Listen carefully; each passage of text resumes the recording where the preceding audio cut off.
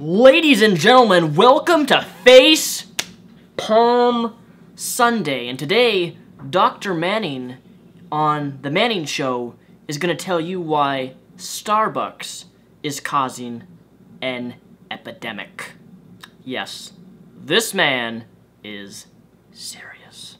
As the Ebola watch continues here on the Manning Report, I want to raise a couple of issues about Starbucks coffee lounge stores globally, but especially here in America at the present moment, that Starbucks coffee stores are indeed ground zero for spreading Ebola. One of the biggest things that always bothers me about talk shows is when people make statements like this without using any reference to supporting those claims that they make. Starbucks is spreading Ebola. Okay, I'll give you that. How exactly? What evidence is there to even suggest that Ebola is being spread through Starbucks? Never make unfounded statements without backing it up. That's my line of reasoning anyway. And other diseases because of the clientele of Starbucks. Generally upscaled sodomites who frequent Starbucks, who sit there with their computers, and it's a meeting place, they exchange a lot of body fluids, or hands shaken. Mr. Manning, might I suggest you click that video right there, which is Misconceptions of Ebola. I did a video on that. But using your same line of reasoning, the church that you talk at, when you shake hands, you therefore are spreading things. What would happen if a sodomite goes to your church that you didn't know was a sodomite and shakes another person's hand? Will they automatically contract that gay disease that spreads worldwide? And contact. And I am now on the Ebola watch on the Manning Report here, warning people to stay away from Starbucks if you don't want to get Ebola. Oh shit. And especially the Starbucks in the urban areas where there are large numbers of East Side people that live, and more specifically here in the Harlem area, because a large number of the sodomites and the LGBT crowd that usually and continue to approach the idea of sex, intercourse, and dating on a lower, less visible, less social scale because of the nature of what they want to do and who they are, and the reason why they're fighting so hard to get public recognition and legality of what they're doing is so they don't have to stoop to all of these dark alley measures that they have to seek after for having sex. So let me get this straight. You think that people of the LGBT community seek dark alleys in order to have sex? And in order to get their social interactions with other gay people,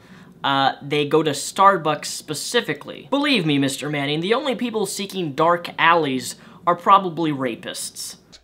But I'm putting everybody on warning. Stay away from Starbucks if you don't want Ebola. Now, let me point something up to you because you may decide not to believe my report. You're completely right. I do not believe your report. Now here, the matter that we're saying now about Starbucks rather, being ground zero because it is a meeting place for clandestine, if you will, sexual activities where people have not yet come out of the closet.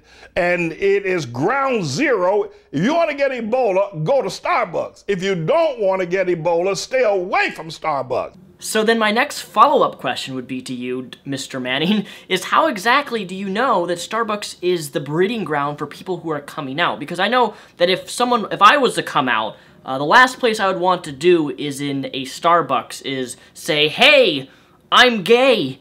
And everybody looks around me like, so what? Typically when someone wants to come out, they tell someone who is close to them, someone who they trust. They're not gonna go to Starbucks and hold a little preacher conference and say, today we celebrate me coming out as gay. And you keep mentioning sexual activity.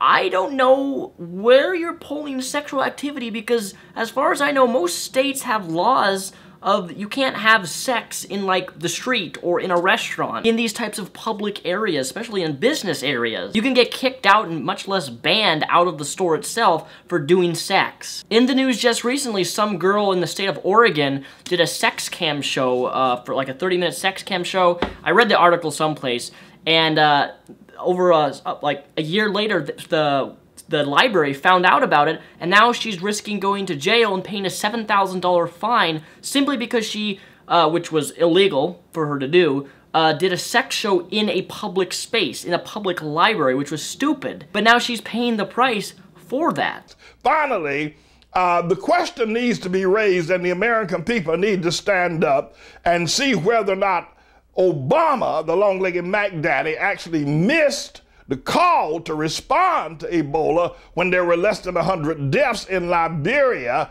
where he could have quarantined, set it up in such a way as that there would not been the spread. Now we got 5,000 deaths and 10,000 cases listed. Did Obama fail to respond because of his African birthplace in Kenya?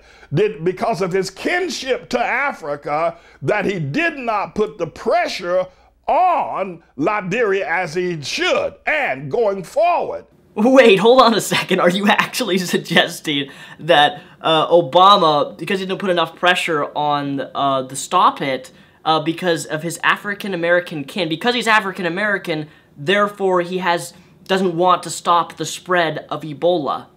How does that even make sense?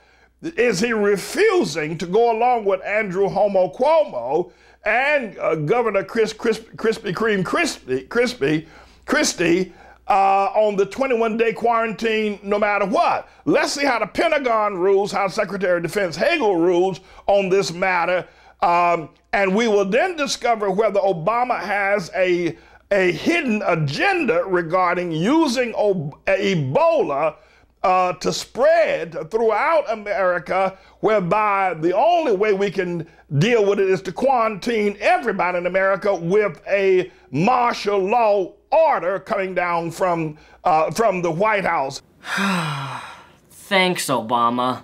So these are things that we need to be very mindful of, but we're in the middle of a pandemic, my friends, like we've never seen before. So now, whose report are you going to believe? Are you just going to just dismiss me? Remember, I told you back in 2007 that Obama was a homo. I told you back then that he was ineligible to serve as a U.S. president. I told you in 2010 that he never attended Columbia University, and I've been right every time. I've never missed a point, and God has not allowed any of my words to fall to the ground. So now, stay away from Starbucks if you don't want to get Ebola. Stay away from the gutter bowling alley. The gutter, I mean, of all things, the gutter. What's a doctor doing hanging out in the gutter? Stay away from every place that you have seen and that we posted up that this man traversed, and stay away from 142nd Street, because this man has touched a whole lot of people. And young boys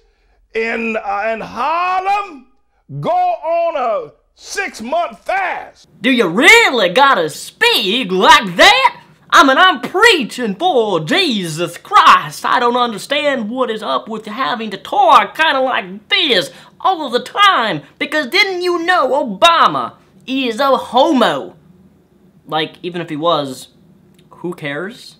I don't. Of having sexual contact with these men that buy you sneakers and give you special treatment. Really? They do that? They buy people sneakers? Okay, well then I want to meet them. I want to be their friends. If I can get free sneakers, man, that's totally worth it for me.